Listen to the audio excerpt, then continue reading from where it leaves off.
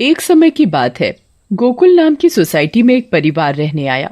वो लोग उस सोसाइटी में नए नए ही आए थे। उस परिवार में राहुल, सविता और उनका 10 साल का एक बेटा भाविक रहता था। जैसे ही भाविक सोसाइटी के गेट के बाहर तक पहुंचता है, तभी से ही अपने सवाल जवाब शुरू कर देता है। वाह पापा, ये कितनी सुंदर सोसाइटी है। क्या हम इसी सोसाइटी में रहेंगे? हाँ हाँ बेटा, हम लोग इसी सोसाइटी में रहेंगे। देखो तो हमारा भाविक कितना खुश नजर आ रहा है। अब तो मेरे यहाँ पर नए नए दोस्त बनेंगे, इतना मजा आएगा। हाँ हाँ बेटा, बहुत मजा आएगा। चलो अब अंदर चलो। जैसे ही वो लोग सोसाइटी के अंदर कदम रखते हैं, तभी जोर जोर से हवा चलने लगती है और भाविक को कुछ अजीब सा महसूस होने लगता है। मम्मी देखो तो, हमारे आते ही ये कितनी जोरों से हवा चलने लगी है। मुझे कुछ अजीब सा भी लग रहा है। नहीं बेटा, ये बस तुम्हारा वहम होगा। बच्चा समझकर सविता भाविक की बात को नजरअंदाज कर देती है। वो लोग अपने फ्लैट पर पहुंचते हैं। चलो चलो, अब आप दोनों जल्दी से फ्रेश हो जाओ, सोने का समय हो गया है। हाँ, क्योंकि कल मुझे इंटरव्यू के लिए भी जाना है। भाविक, राहुल और सविता कमरे में जाकर सो जाते हैं। ऐसे ही चलते चलते उन्हें 1 महीना बीत जाता है। एक दिन राहुल का बॉस उसे ऑफिस के काम से सूरत जाने को कहता है। ये तो कितनी अच्छी खबर है। मैं ये बात सोसाइटी जाकर सविता और भाविक को बताऊंगा, तो वो दोनों भी बहुत खुश हो जाएंगे। राहुल घर जाकर ये बात सविता और भाविक को बताता है। सविता, ओ सविता, कहाँ हो तुम? तुम्हें एक खुशखबरी देनी है। अरे हाँ हाँ, क्या हुआ? इतना क्यों चिल्ला रहे हैं आप? हाँ पापा, क्या हुआ? आप इतने खुश क्यों नजर आ रहे हो? अरे खुश ना हो तो क्या करूं, बात ही ऐसी है। अब आप बताएंगे भी, क्या बात है? मुझे मेरी नौकरी की तरफ से सूरत ले जा रहे हैं। बहुत बड़ा प्रोजेक्ट है। अगर सब अच्छे से हो गया तो क्या पता वहाँ से आने के बाद मेरा इंक्रीमेंट भी हो जाए। अरे वाह, ये तो बहुत अच्छी खबर है। वाह पापा, आप तो सूरत जा रहे हो। मैं भी जाऊंगा, मैं भी जाऊंगा। बेटा, मैं तुम्हें अपने साथ नहीं ले जा सकता। और सविता, तुम मेरा सामान पैक कर दो। मुझे आज ही रात 12 बजे तक निकलना है। मैं बस कुछ ही दिनों के लिए जा रहा हूँ। सविता राहुल का सामान पैक कर देती है और राहुल उसे रात 12 बजे सूरत के लिए निकल जाता है। चलो भाविक, अब तुम भी जल्दी से दूध पीकर कमरे में सोने चलो। ठीक है मम्मी। सविता और भाविक अपने कमरे में चले जाते हैं।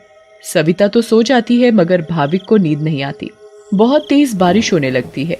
भाविक बालकनी में जाकर खड़ा हो जाता है और बारिश के मजे लेने लगता है। वाह, कितना सुंदर नजारा है। भाविक की नजर अचानक सामने वाले फ्लैट पर पड़ती है, तो वहाँ एक मोमबत्ती जल रही होती है। ये क्या है? ये सामने से कैसी रोशनी दिखाई दे रही है? ऐसा लग रहा है जैसे कोई मोमबत्ती जली हुई हो। अगर जब से हम यहाँ आए हैं तब से तो ये फ्लैट बंद पड़ा है। भाविक को फिर अचानक से एक औरत चलती हुई दिखती है। अरे ये औरत कौन है? कहीं यहाँ कोई भूत तो नहीं? मम्मी, मम्मी, भूत, भूत, मम्मी, मम्मी बचाओ, मुझे बचाओ। क्या हुआ बेटा, क्या हुआ? तुम इतना क्यों घबरा रहे हो? मम्मी, वो भूत, भूत। क्या बोले जा रहे हो तुम? ठीक से बोलो, मुझे कुछ भी समझ में नहीं आ रहा है। मम्मी, मुझे नींद नहीं आ रही थी तो मैं बालकनी में जाकर खड़ा हो गया और बारिश देखने लगा। तभी मैंने सामने के फ्लैट में जलती हुई मोमबत्ती देखी और एक औरत को देखा। नहीं बेटा, ये भूत वूत कुछ नहीं होता। ये तुम्हारे मन का वहम है। नहीं मम्मी, मैं सच कह रहा हूँ। नहीं बेटा, चलो अब सो जाओ, रात बहुत हो रही है। नहीं, मैं आपको लेकर जाता हूँ। अच्छा चलो, दिखाओ कहाँ है भूत। फिर भाविक सविता को बाहर लेकर जाता है। कहाँ है भूत? मुझे तो कहीं कोई नहीं दिख रहा। मम्मी देखो, वहाँ पर देखो, वो सामने वाले फ्लैट में। अरे बेटा, कुछ भी नहीं है वहाँ पर। नहीं मम्मी, मैं झूठ नहीं बोल रहा। अच्छा ठीक है ठीक है, चलो अब जल्दी कमरे में जाओ और सो जाओ। फिर वो दोनों कमरे में जाकर सो जाते हैं। भाविक, अब तुम्हें डरने की कोई जरूरत नहीं है। मैं तुम्हारे साथ सो रही हूँ ना, अब तुम आराम से सो जाओ। अगली सुबह भाविक सोसाइटी के दूसरे बच्चों से मिलता है। तुम सबके नाम क्या है? मेरा नाम पिंकू है। मेरा नाम सोनू है। और मेरा नाम गोली है। सारे बच्चे मिलकर पूरा दिन खूब मस्ती करते हैं। फिर रात में सारी औरतें सोसाइटी कंपाउंड में बातें करती हैं। तभी सविता रात की बात सारी औरतों को बताती है। दूसरी ओर भाविक और उसके सारे दोस्त लुका छुपी खेल रहे होते हैं। पिंकू गिनती करना शुरू कर देता है। तभी सारे बच्चे इधर उधर छिप जाते हैं, मगर भाविक खेल खेल में अपने फ्लैट के सामने वाले फ्लैट के दरवाजे तक पहुंच जाता है। उसे ये पता नहीं होता कि ये वही फ्लैट है जिसमें कल रात उसने एक औरत को जलती हुई मोमबत्ती के साथ देखा था। अरे ये दरवाजा तो खुला हुआ है और यहाँ तो कितनी सारी लाइटें हैं। चलो अब मैं जल्दी से इस घर में छिप जाता हूँ ताकि मुझे कोई ढूंढ ही ना पाए। वो जगह ठीक है, मैं उस कमरे में जाकर छिप जाता हूँ। भाविक जैसे ही उस फ्लैट के कमरे की ओर जाने लगता है, वैसे ही बाहर की सारी लाइट्स लुप लुप होने लगती हैं। ये क्या हो रहा है यहाँ पर? अचानक ये लाइटें लुप लुप कैसे होने लगी? भाविक इधर उधर देखने लगता है। तभी भाविक की नजर दरवाजे के ऊपर पड़ती है। ये दरवाजे के ऊपर क्या लिखा हुआ है? भूत! मम्मी, मम्मी बचाओ बचाओ! भाविक चिल्लाते हुए सोसाइटी कंपाउंड में जा पहुंचता है। अरे, ये आवाज तो भाविक की लग रही है।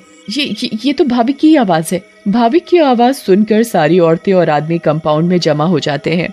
तभी वो देखते हैं कि सामने से भाविक भागते भागते चला आ रहा है। मम्मी, मम्मी, वहाँ सच में वहाँ भूत है। क्या हुआ बेटा भाविक? हाँ बेटा, क्या हुआ? तुम इतने घबराए हुए क्यों लग रहे हो? हाँ बेटा, कुछ तो बताओ। कहीं तुमने फिर से सामने वाले फ्लैट में भूत तो नहीं देख लिया? भूत? भूत? कहाँ है भूत? मैं छुपने के लिए एक फ्लैट में चला गया क्योंकि उसका दरवाजा खुला हुआ था। मैंने वहाँ लिखा देखा। क्या लिखा देखा और कहाँ देखा? कि यहाँ से चले जाओ वरना मैं तुम्हें मार दूंगी। चलो बेटा, तुम हमें वहाँ लेकर चलो। हाँ, चलो अंकल, मैं आपको वहाँ लेकर चलता हूँ, आप खुद ही देख लेना। भाविक सभी लोगों को उस फ्लैट में लेकर जाता है। कहाँ लिखा है बेटा? अरे, यहीं तो लिखा था। चलो भाई, यहाँ तो कुछ भी नहीं है। बेटा भाविक, चलो अब चलो। सभी लोग भाविक को वहाँ से ले जाते हैं, मगर भाविक उस दरवाजे को देखते देखते चलता है। नहीं अंकल, मैं सच बोल रहा हूँ। हमें इस बच्चे की बात एक बार मान लेनी चाहिए और आज रात मिलकर सोसाइटी पर नजर रखनी चाहिए। हाँ, आप सही बोल रहे हो। क्या पता ये सब सच हो। तो ये तय रहा कि आज रात हमारे पति सोसाइटी की देखभाल करेंगे। उस रात 3 आदमी सोसाइटी के गेट पर खड़े रहकर सोसाइटी की देखभाल कर रहे थे। मुझे जरा बाथरूम जाना है, मैं बस अभी जाकर आता हूँ। हाँ ठीक है, तुम होकर आओ। क्या हुआ जी? गुड्डू को बहुत डर लग रहा है और वो बोल रही है कि आप ही उसे सुलाएंगे, तो आप जरा ऊपर आकर उसे सुला जाएंगे। ठीक है, अभी आता हूँ। दूसरा आदमी पहले आदमी से बोलता है। मैं जरा अपनी बेटी को सुलाकर आता हूँ, उसे डर लग रहा है। अब सोसाइटी के दरवाजे पर सिर्फ रमेश यानी तीसरा आदमी ही बचता है। कहाँ रह गए ये दोनों? वो आदमी इधर उधर घूमता रहता है और अब उसे भी अकेले डर लगने लगता है। तभी उस आदमी को किसी औरत का साया दिखता है। उसके लंबे खुले हुए बाल और पायल की छम छम आवाज। चुड़ैल, बचाओ बचाओ, चुड़ैल। फिर अचानक वो चुड़ैल उसके सामने आ खड़ी होती है और आदमी बहुत तेज चिल्लाता है और वहीं बेहोश हो जाता है। अरे, ये चिल्लाने की आवाज किसकी आई? हाँ, आवाज तो मुझे भी आई। चलो चलकर देखते हैं। सारे सोसाइटी वाले अपनी बालकनी में आ जाते हैं तो वो क्या देखते हैं कि वहाँ रमेश बेहोश पड़ा हुआ था। ये आवाज कैसी आई थी? फिर सोसाइटी वाले नीचे आ जाते हैं तो वो वहाँ पर रमेश को जमीन पर पड़ा हुआ देखते हैं। सब जल्दी से नीचे आते हैं। सविता और भाविक भी नीचे आ जाते हैं। अरे, कोई इन्हें होश में लाओ। उठिए भाई साहब, उठिए। फिर कुछ ही देर में रमेश को होश आता है और वो सारी बात सोसाइटी वालों को बताता है जो उसके साथ कुछ देर पहले हुई थी। तभी सोसाइटी में अजीब सी आवाजें आने लगती हैं। मम्मी, देखा ना, मैंने बोला था ना कि भूत है। हाँ बेटा, तुम सही कह रहे थे। तभी सोसाइटी के बीचों बीच धुआं उठने लगता है और वहाँ वो चुड़ैल आ जाती है। कौन हो तुम और क्यों हमें इतने दिनों से परेशान किया हुआ है? हाँ, बताओ, क्यों तुमने इतने दिनों से इन लोगों को परेशान किया हुआ है? हम भी तो इसी सोसाइटी में रहते हैं। तुमने कभी हमें तो परेशान नहीं किया, तो इन लोगों को ही क्यों? हाँ, बोलो बोलो। तुम्हारी वजह से मैं कितना डर गई थी। बताती हूँ, सब बताती हूँ। कई सालों पहले जब मेरी शादी हुई तो मैं और मेरे पति रवि सविता के सामने वाले फ्लैट में रहने आए। हम बहुत खुश थे, पर अचानक मेरी माँ की तबीयत खराब होने की वजह से मुझे कुछ दिन के लिए यहाँ से जाना पड़ा।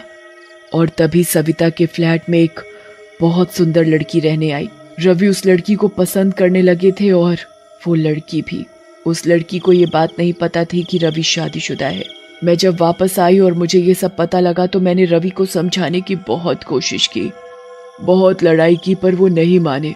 रवि मुझे छोड़कर उस लड़की से शादी करना चाहते थे और एक दिन रवि और वो लड़की चुपके से अचानक कहीं चले गए। मैंने उन्हें ढूंढने की बहुत कोशिश की मगर वो मुझे कहीं नहीं मिले। और एक दिन मैंने उन दोनों को बाजार में साथ देखा। उन दोनों ने शादी कर ली थी। मैं भागते हुए घर आई और ये बात मुझसे बर्दाश्त नहीं हुई और उसी रात मैंने फ्लैट से कूदकर अपनी जान दे दी। और उस दिन से इस फ्लैट में किसी को रहने नहीं देती जिसमें सविता और उसका परिवार रहता है। हमें बहुत दुख हुआ सुनकर जो भी तुम्हारे साथ हुआ, पर इसमें मेरे और मेरे परिवार का क्या कसूर है? हाँ आंटी, आप तो अच्छी आंटी हो, ऐसे कैसे कर सकती हो? चुड़ैल भाविक की मासूमियत देखकर पिघल जाती है। ठीक है, अब मैं तुम लोगों को कभी परेशान नहीं करूंगी। ऐसा कहते ही वो चुड़ैल हवा में गायब हो जाती है और कभी किसी को परेशान नहीं करती।